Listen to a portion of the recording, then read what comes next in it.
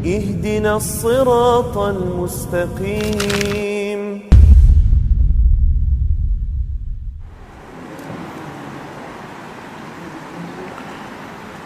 Bismillahirrahmanirrahim. Assalamualaikum warahmatullahi wabarakatuh.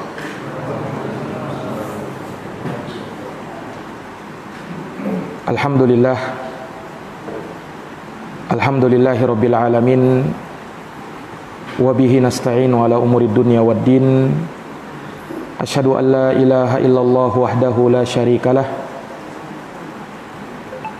ilahul awwalina wal akhirin.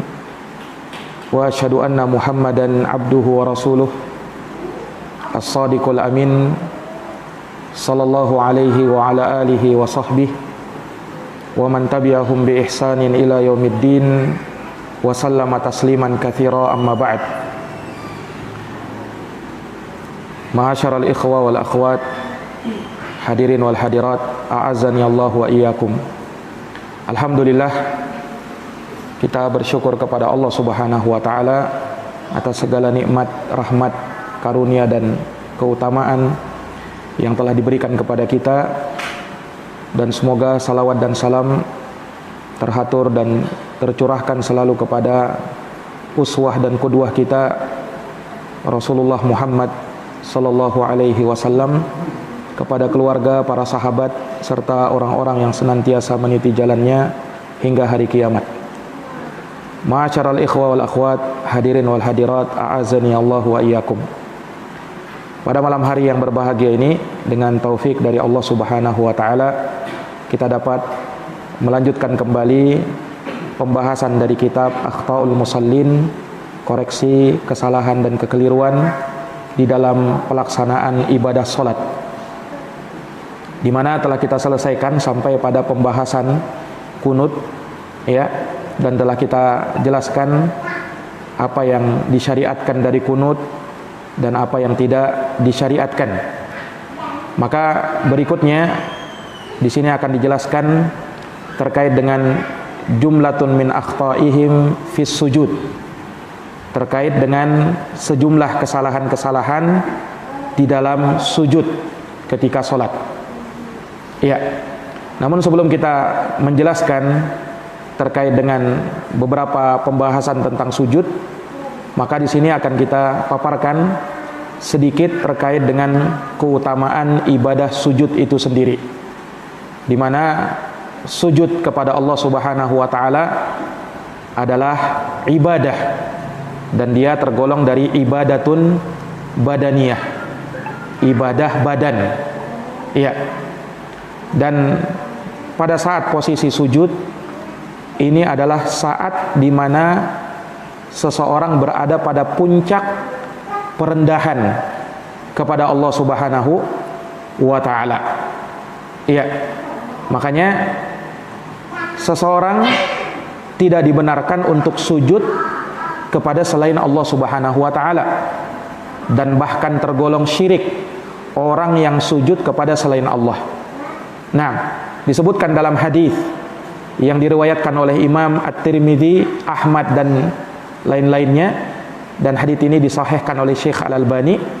Rasulullah sallallahu alaihi wasallam bersabda, la yasluhu li basharin ayasjuda li basharin walau saluha li basharin ayasjuda li basharin la amartul mar'ata an tasjuda li zawjiha min 'idhami haqqihi 'alaiha. Kata Nabi sallallahu alaihi wasallam, tidak sepatutnya bagi manusia untuk sujud kepada manusia yang lain.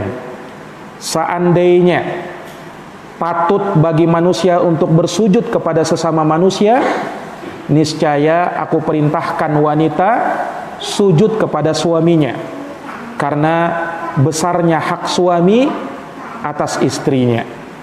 Iya. Ini andaikan boleh seseorang itu sujud kepada orang lain, niscaya yang lebih pantas untuk sujud adalah istri kepada suaminya, karena besarnya hak suami terhadap istri. Namun karena hal tersebut tidak dibenarkan di dalam agama, maka Nabi sallallahu alaihi wasallam melarang siapapun untuk sujud kepada yang lainnya. Ya, walaupun dengan maksud penghormatan, bukan untuk maksud ibadah, itu tetap dilarang di dalam agama kita. Ya, itu tetap dilarang di dalam agama kita. Nah, karena sujud adalah ibadah, maka tidak boleh diserahkan kepada selain Allah Subhanahu wa ta'ala. Ya. Kemudian para hadirin yang dirahmati oleh Allah, ulama menyebutkan bahwa posisi sujud adalah posisi terdekatnya seorang hamba kepada Allah Subhanahu wa ta'ala. Posisi sujud merupakan posisi yang paling dekat antara hamba dengan Tuhannya. Ya, hal ini sebagaimana yang disabdakan oleh Nabi sallallahu alaihi wasallam dalam hadis yang diriwayatkan oleh Imam Muslim. Kata Nabi, aqrabu ma yakunul abdu min rabbih wa huwa sajidun. Sedekat-dekat seorang hamba dengan Tuhannya adalah dalam keadaan dia sujud kepada Allah. Sedekat-dekat seorang hamba dengan Tuhannya adalah pada saat dia sujud kepada Allah Subhanahu wa ta'ala. Makanya karena posisi sujud adalah posisi yang paling dekat antara seorang hamba dengan Allah, maka posisi sujud merupakan posisi yang termulia bagi seorang hamba pada saat dia sholat. Ya, sujud, posisi sujud lebih mulia dari posisi ruku dan posisi berdiri, ataukah posisi duduk. Karena sholat itu ada berdiri, ada ruku, ada duduk, dan ada sujud, ya kan? Dan dari semua posisi ini, berdiri, ruku, duduk, dan sujud, yang paling mulianya adalah pada posisi sujud. Ya, karena disitulah puncak perendahan seorang hamba kepada Allah Subhanahu wa ta'ala. Dan Nabi sallallahu alaihi wasallam menganjurkan untuk memperbanyak doa pada saat sujud.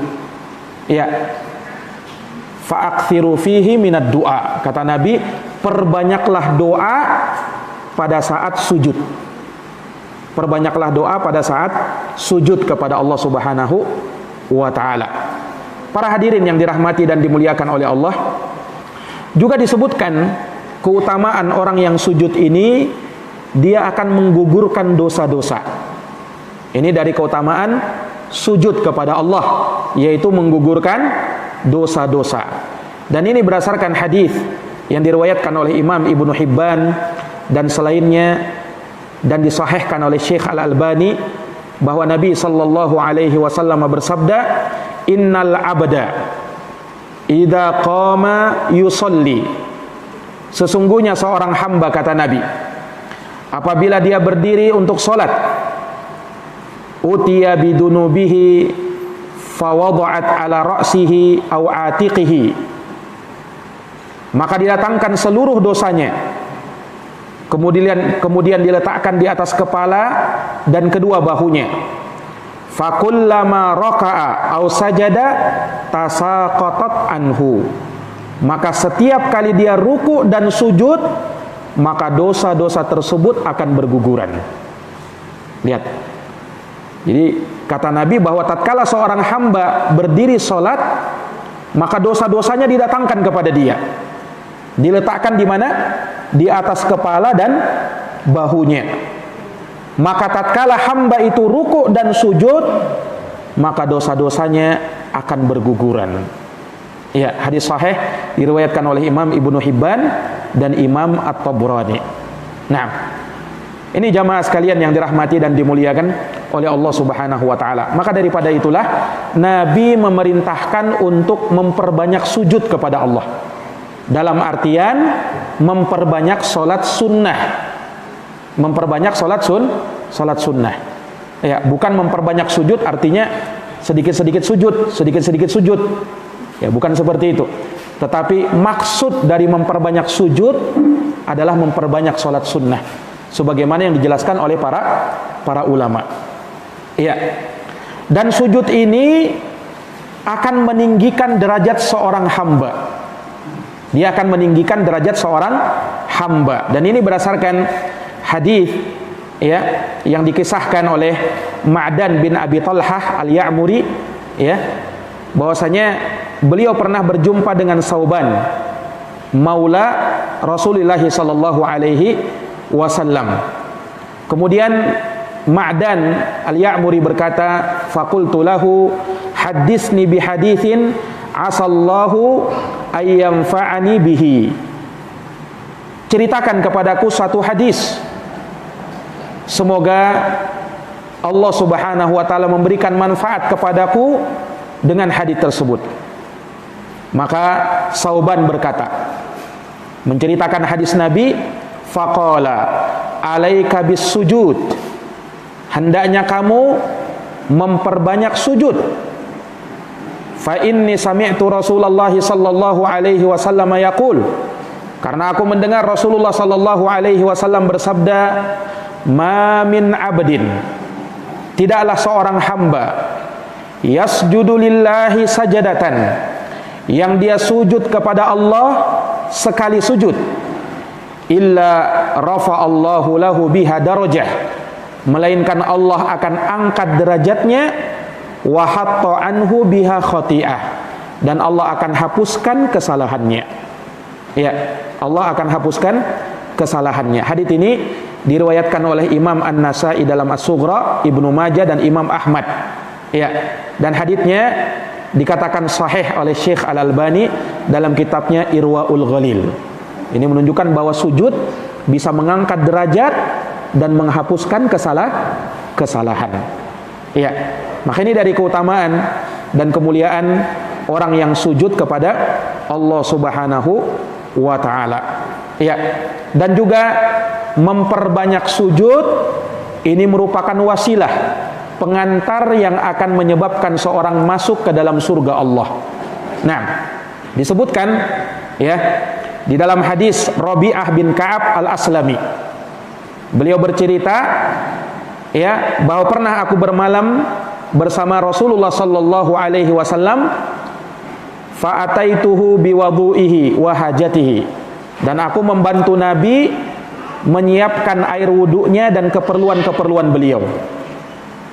Faqala li, maka Rasulullah berkata kepadaku, sal li, apa kata Nabi sallallahu alaihi wasallam, sal, mintalah kepadaku, aku akan beri. Ini sebagai ungkapan terima kasihnya Nabi kepada Rabi'ah bin Ka'ab Al-Aslami yang telah melayani Nabi. Mintalah kepadaku. Maka Rabi'ah berkata, as'aluka murafaqataka fil jannah. Aku minta kepadamu ya Rasul agar bisa menemanimu kelak di dalam surga. Agar bisa menemanimu di dalam surga. Nah, ini permintaan yang langsung besar. Iya. Ini kan permintaan luar biasa, bukan sekedar masuk surga, tetapi menemani Nabi di dalam surga. Dan tentunya surganya Nabi bukan surga sembarangan. Ya, kalau tadi dia minta surga saja ya mungkin bisa lebih ringan. Tapi meminta agar menemani Nabi di dalam surga. Ini permintaannya lebih berat. Makanya Nabi berkata kepada dia, awa ghairu dzalik, atau kau minta yang lain saja. Nah, maksudnya terlalu berat itu. Nah, faqultu huwa dzaka. Maka sahabat Rabi'ah berkata, itu saja ya Rasul yang aku minta. Maka Rasulullah mengatakan, fa'inni ala nafsika bikasrati sujud. Kalau begitu, bantulah saya. Bantulah saya terhadap dirimu dengan kamu memperbanyak sujud kepada Allah. Subhanallah. Ini ternyata ya amalan yang disebutkan oleh Nabi. Seseorang yang ingin masuk ke dalam surga, bahkan menemani Nabi di dalam surga, hendaknya memperbanyak apa? Sujud kepada Allah Subhanahu wa taala. Dan sekali lagi, maksud memperbanyak sujud sebagaimana dijelaskan oleh para ulama, yaitu memperbanyak sholat sunnah, bukan sujud tanpa sebab. Ya, bukan sujud tanpa sebab. Karena hadits ini disalahpahami oleh sebagian orang, memperbanyak sujud katanya berarti sebentar-sebentar kita sujud. Iya. Ketika kita di masjid, sujud saja. Ketika kita mau keluar dari masjid, sujud lagi. Mungkin pernah melihat sebagian orang yang kebiasaannya seperti itu. Ketika dia mau tinggalkan masjid, dia sujud. Ya. Karena mengamalkan hadits ini. Padahal maksud hadits apa? Bukan memperbanyak sujud di luar sholat, tetapi memperbanyak sholat, yaitu sholat sunnah, yang dimana di dalam sholat itu kita sujud. Itulah maksudnya. Kenapa Nabi ungkapkan sujud? Ya, karena di antara atau bahkan posisi yang termulia di dalam sholat adalah ketika sujud. Makanya Nabi sebutkan sujud aja. Maksudnya sholatnya. Sama ketika Nabi bersabda dalam hadits Abu Qatadah, "Idza dakhala ahadukumul masjid." Apabila salah seorang dari kalian masuk masjid, fala yajlis, jangan dia duduk, hatta yarka'a rakaataini, sampai dia ruku 2 kali ruku. Apa maksudnya ruku 2 kali ruku? Apakah pas masuk masjid ruku aja dulu 2 kali, kemudian langsung duduk? Hah? Yang dipahami apa? Salat tahiyatul masjid. Kenapa Nabi ungkapkan 2 ruku? Karena di dalam salat ada rukunya. Jadi Nabi ungkapkan sebahagian dari perbuatan salat itu untuk mewakili yang lainnya.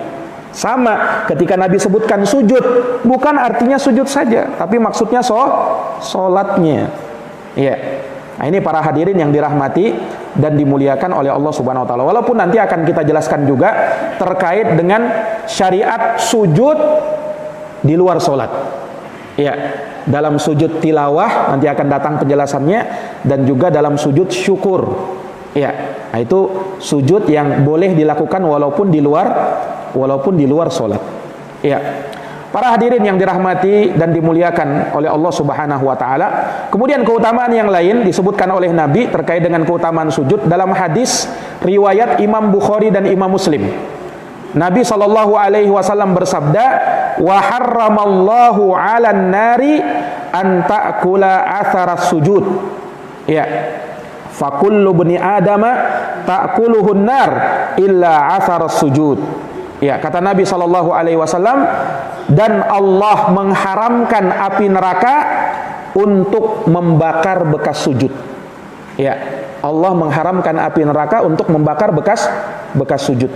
Yakni ketika ada anak Adam ya yang masuk ke dalam neraka, namun dia pernah sujud kepada Allah Subhanahu wa taala, maka ya tempat sujudnya itu haram untuk dibakar oleh api neraka.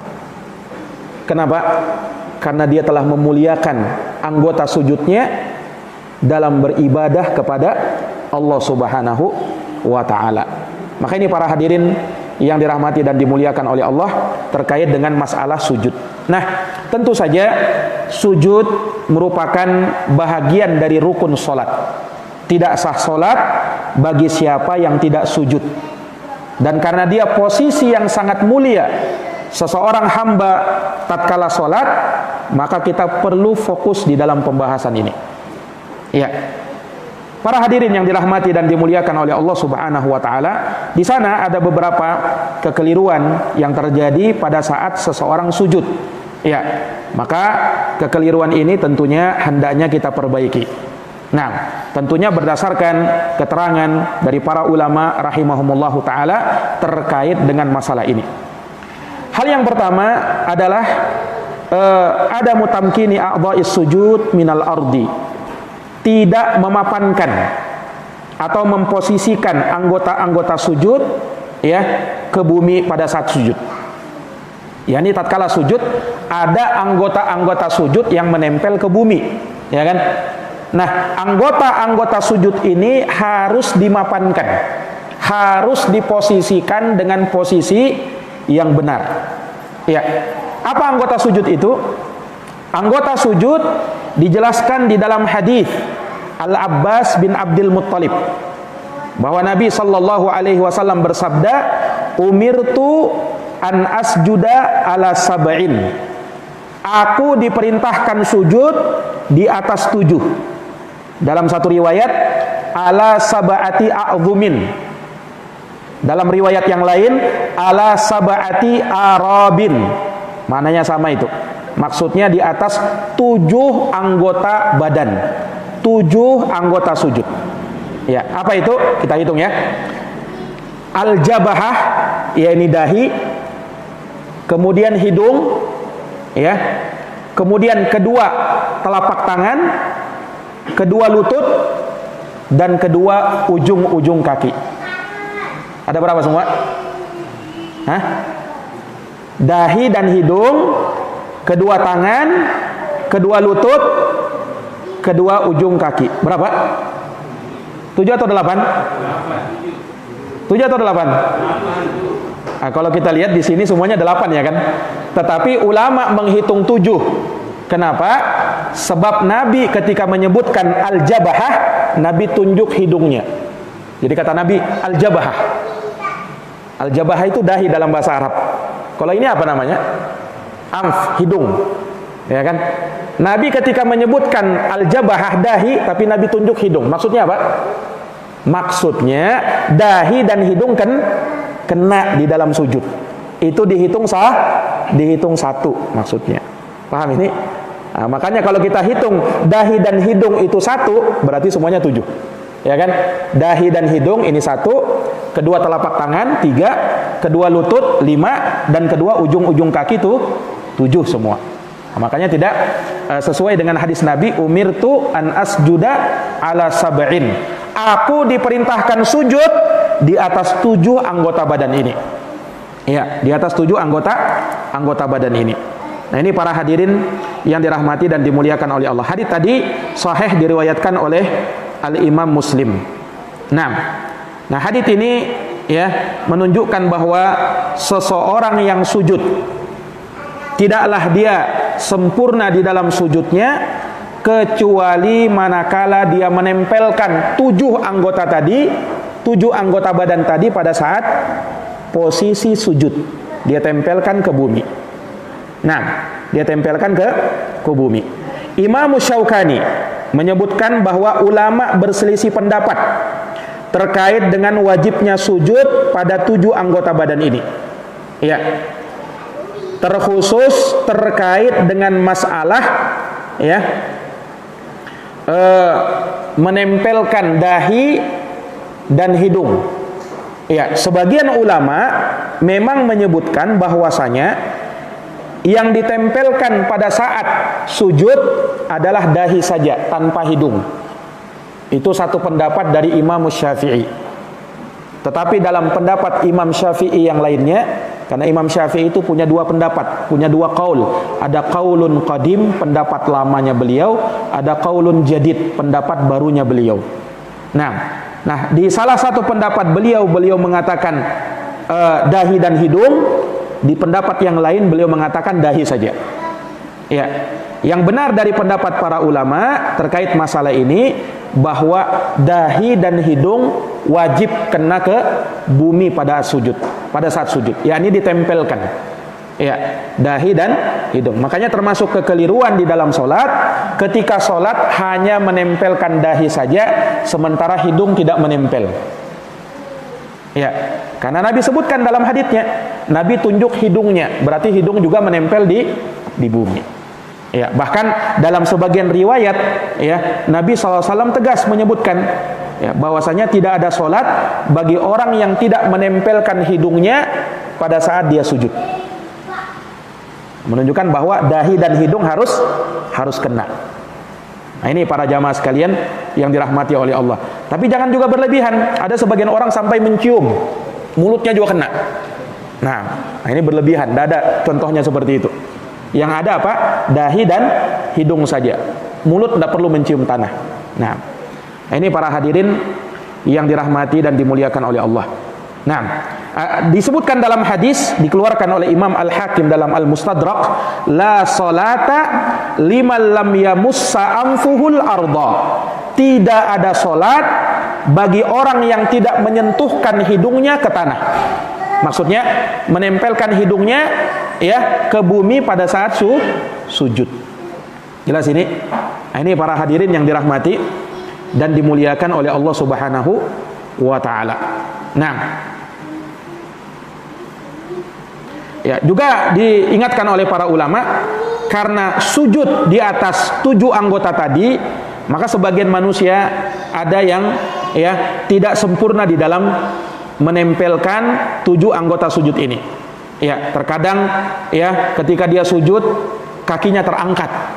Ya, entah dua-duanya terangkat atau salah satunya dia pangku di atas kaki kirinya. Kadang orang begitu kan? Ketika dia sujud, tidak menempel dua-duanya, tapi kaki kanannya atau kaki kirinya dia pangku di atas kaki yang satunya. Ini kekeliruan. Ya. Atau ada sebagian orang ketika dia sujud, ya, karena pengen cepat-cepat mau posisi duduk, maka dia sudah posisikan kakinya itu pada posisi duduk. Ada orang begitu kan? Karena kan habis sujud duduk ya kan?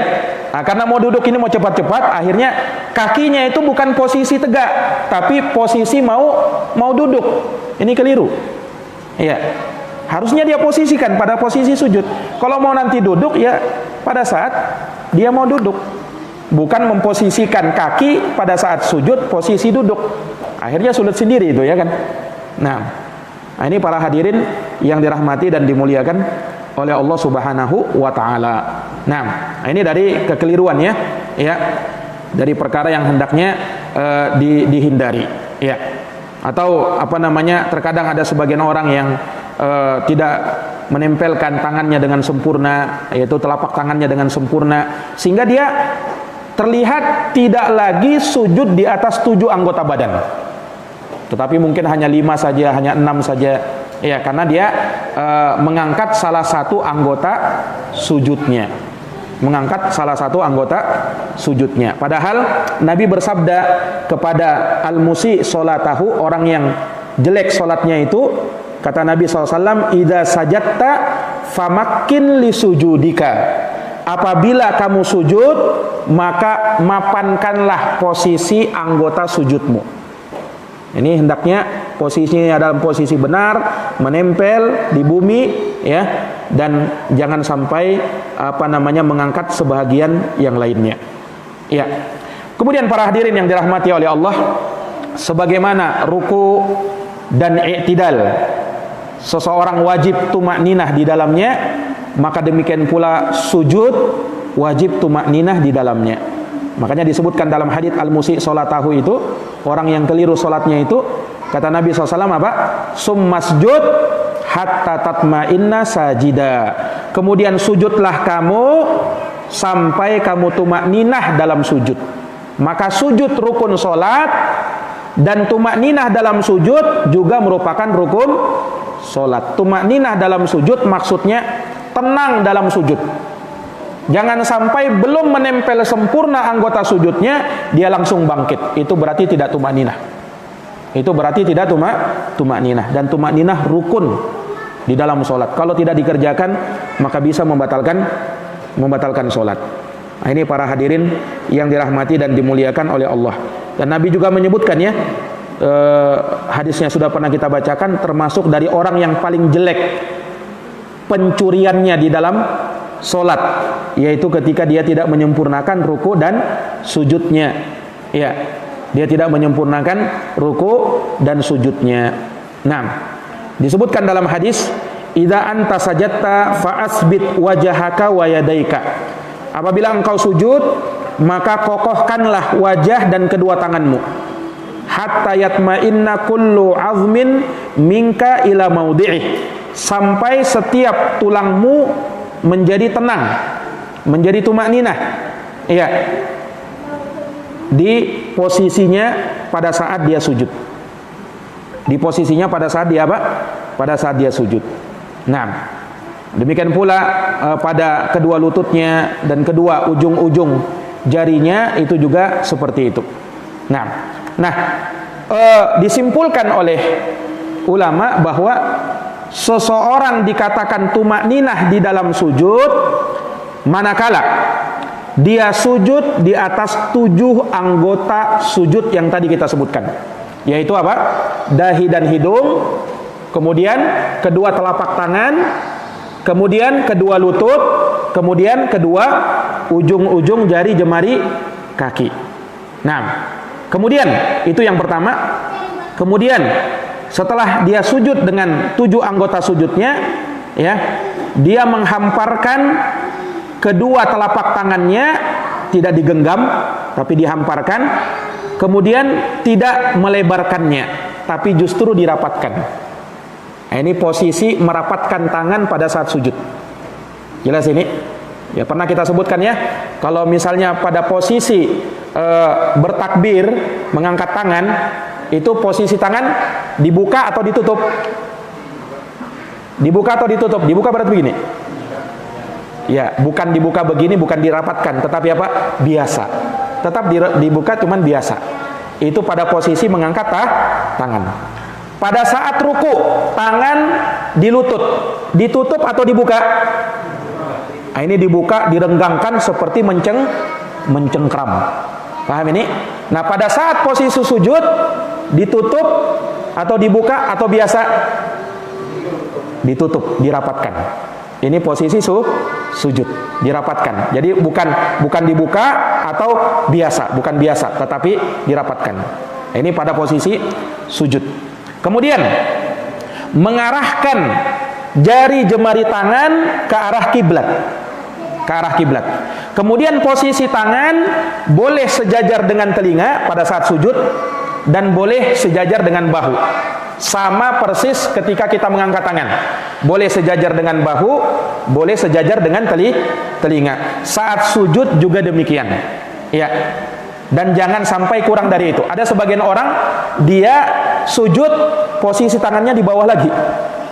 Sejajar dengan pahanya. Nah, ini tidak ada ini ya. Yang ada itu apa? Sejajar dengan bahu atau sejajar dengan telinga. Bukan sejajar. Ada sebagian orang begitu, saya lihat. Dia sejajar dengan paha. Nah, ini tidak tahu dari mana ini. Nah, baik. Kemudian ikhwani fiddin, pada saat dia sujud, dia hendaknya memposisikan ujung jari jemari kakinya ke arah kiblat. Paham maksudnya? Ujung jari jemari kaki ke arah kiblat. Sehingga pada saat sujud, kaki itu bukan sekedar menancap, tetapi ditekuk lagi. Posisinya begini ya. Jadi kan sujud kan ada orang sujud begini aja. Ya, yang benar itu apa? Ditekuk kayak begini. Ya, sehingga jari jemari kakinya menghadap ke kiblat. Walaupun kan tidak semua yang bisa kan. Kalau jari kelingking bisa enggak itu? Tidak bisa ya. Ya kan? Tapi semampunya saja. Jadi bukan posisi begini ya. Ada sebagian orang ketika sujud hanya ujungnya menempel, ujung jari jemari kaki. Padahal yang benar apa? Kayak begitu, ditekuk ya, supaya ujung jari jemari kakinya apa? Menempel dan bisa menghadap ke kiblat.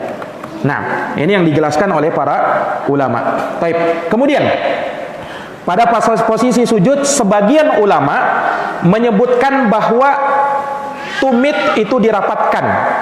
Tumit kaki kanan dengan tumit kaki kiri dirapatkan. Iya. Dan itu mungkin kebanyakan dari kita melakukan yang seperti itu. Walaupun ulama dalam hal ini beda pendapat. Sebagian ulama menyebutkan bahwa posisi kaki dirapatkan, ditutup. Iya. Itu pendapat sebagian ulama berdalilkan dengan hadis Ibnu Umar. Diriwayatkan oleh Imam Ibnu Khuzaimah dan Ibnu Hibban. Juga ada dalil lain dari hadis Aisyah riwayat Imam Al-Baihaqi. Ya. Nah, letak perselisihan pendapat ulama terkait dengan hadis itu. Sebagian ulama memandangnya sahih seperti Syekh Al-Albani, sehingga beliau berpendapat disyariatkan merapatkan. Sebagian yang lain berpendapat hadisnya lemah, seperti Syekh Mukbil rahimahullahu taala, sehingga beliau berpendapat tidak merapatkan. Iya. Wallahu alam, dalam hal ini al-amru fihi wasi'. Perkaranya luas. Mau dirapatkan boleh, mau direnggangkan juga boleh. Wallahu alam. Siapa yang mau merapatkan silahkan, yang juga tidak diingkari. Yang tidak merapatkan juga tidak diingkari. Wallahu a'lamu bis-shawab. Ini ada khilaf para ulama terkait dengan masalah merapatkan itu. Nah, kemudian hadirin yang dirahmati oleh Allah, posisi lengan itu wajib diangkat, tidak boleh menempel ke tanah. Posisi ini ya kan, lengan tidak boleh menempel seperti menempelnya telapak tangan, tapi harus diangkat. Kapan dia menempelkannya, maka dilarang sama Nabi. Bahkan Nabi menyerupakannya seperti binatang buas.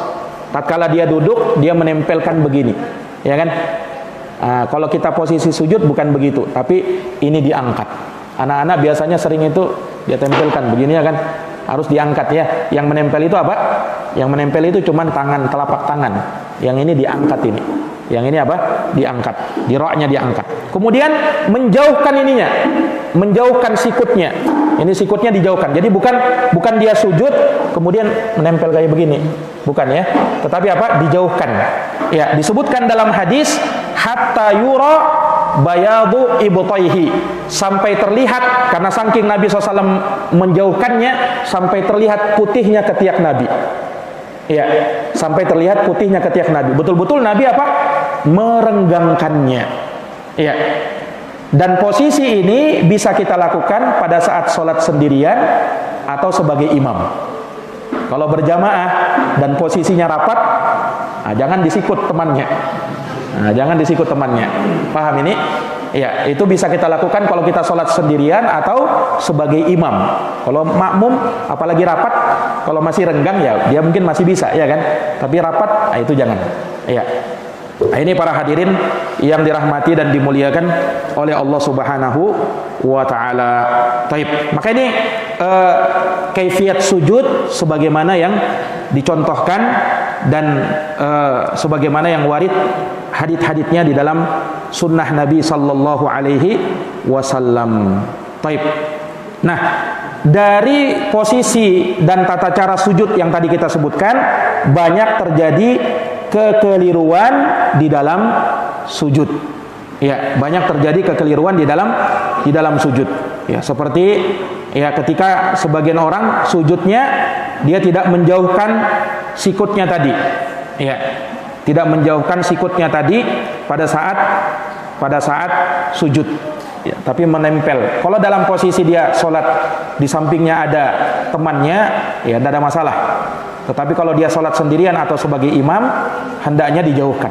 Tapi jangan juga berlebihan. Ada orang kayak berlebihan juga ini ya. Janganlah begitu, biasa aja, ya kan? Ya, dia tetap jauhkan, tetapi jangan juga sampai terlalu berlebihan. Nah, jangan sampai terlalu berlebihan. Baik, ini para hadirin yang dirahmati dan dimuliakan oleh Allah. Kemudian juga diingatkan oleh para ulama, posisi paha hendaknya dijauhkan dari perut. Apa maksudnya? Posisi paha ketika sujud jangan sampai menempel dengan perut. Nah, itu terjadi ketika seseorang sujudnya terlalu dekat. Coba ada yang contohkan, coba antum ahli. Yang sujudnya terlalu menempel dekat. Ya, nah kayak begitu. Tempelkan perut dengan paha. Kayak begitu. Itu tidak boleh begitu ya. Tetapi hendaknya dia agak panjang. Ya. Tetapi ingat jangan terlalu berlebihan sampai kayak orang mau tiarap. Sholat itu pertengahan. Jangan juga menyepelekan sampai menempel, tapi jangan juga sampai mau tiarap ke depan.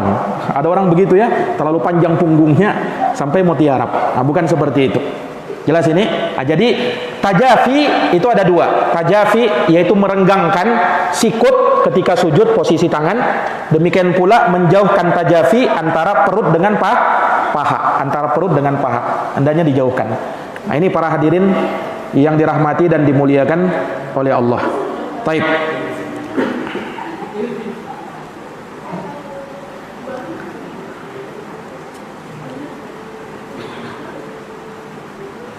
Kemudian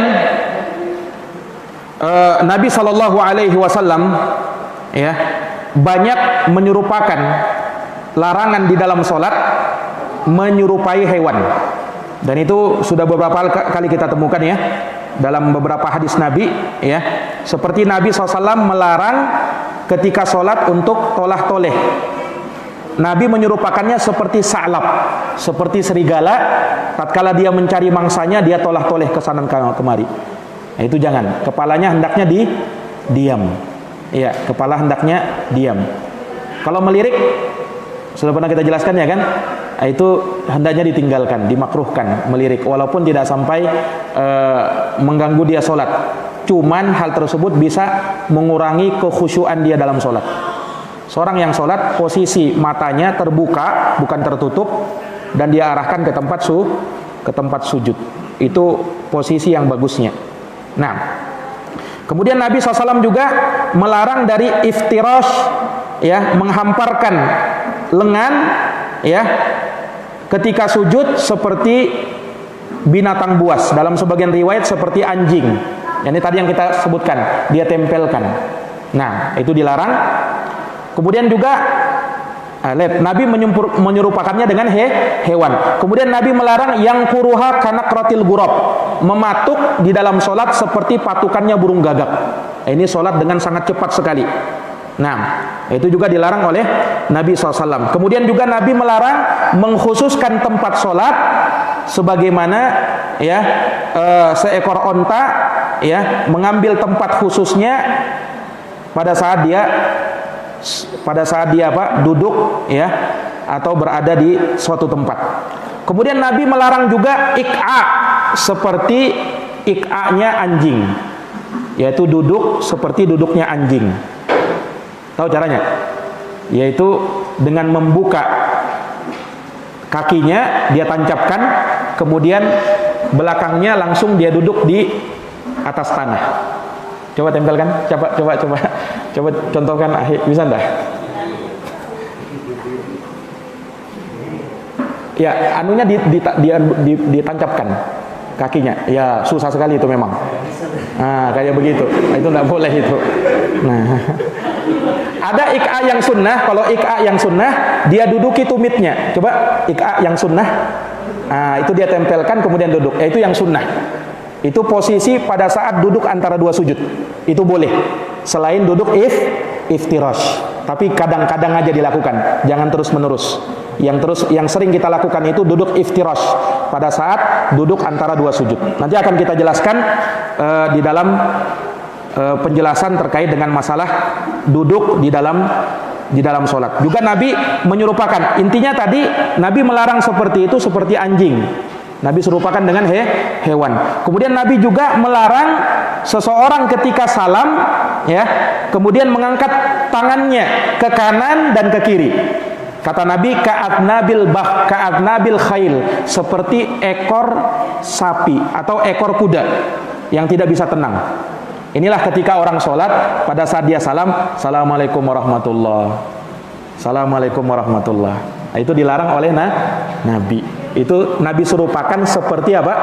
Seperti ekor kuda yang tidak bisa tenang. Nah, nanti akan kita jelaskan terkait dengan masalah itu.